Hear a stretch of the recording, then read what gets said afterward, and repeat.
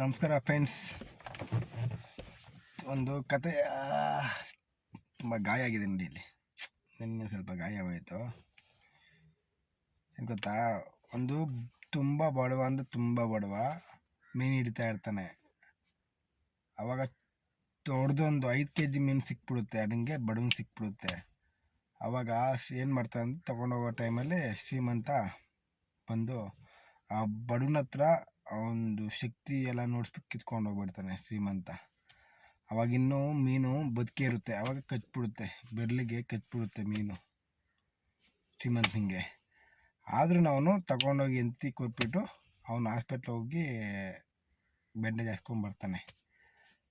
ಬಂದ್ಬಿಟ್ಟು ಒಂದು 15 ದಿವಸ ಆಗಿರುತ್ತೆ. ತಿರ್ಗಾ ಅವಾಗ ಬೆರಳೆಲ್ಲ ಇದು ಕೈಯೇ ಕಟ್ ಮಾಡಬೇಕು ಅಂತ ಡಾಕ್ಟ್ರ್ ಹೇಳ್ತಾರೆ. ಅದು ಕಟ್ ಮಾಡಿಬಿಡ್ತಾರೆ.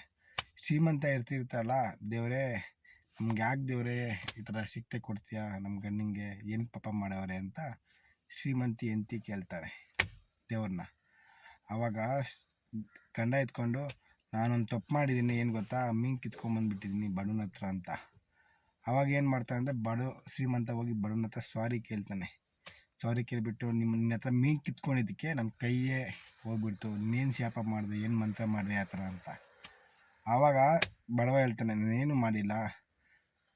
ಮೇಲೆ ನೋಡಿಬಿಟ್ಟು ಮೇಲೆ ನೋಡಿಬಿಟ್ಟು ದೇವ್ರ ಹತ್ರ ನೋಡಿ, ಅವನು ನನ್ನ ಹತ್ರ ಶಕ್ತಿ ನೋಡಿಸಿ ಕಿತ್ಕೊಂಡೋಗ್ಬಿಟ್ಟ ಮೀನು, ಇವಾಗ ನಿನ್ನ ಶಕ್ತಿ ನೋಡಿಸು ಅಂತ ನಾನು ಹೇಳಿದೆ ದೇವ್ರಿಗೆ ಅಂತ ಬಡವ ಹೇಳ್ತಾನೆ. ಆವಾಗ ಎಷ್ಟೋ ಜನ ಮೋಸ ಮಾಡಿ ಸಂಪಾದನೆ ಮಾಡ್ತಾರೆ, ಅನ್ಯಾಯ ಮಾಡಿ ಇದು ಮಾಡ್ತಾರೆ. ಅಂಥವ್ರಿಗೆಲ್ಲ ಈ ಕತೆ ಗೊತ್ತಾಗಲಿ, ತಿಳಿಸಿ ಈ ಕತೆನ. ನಮಸ್ಕಾರ.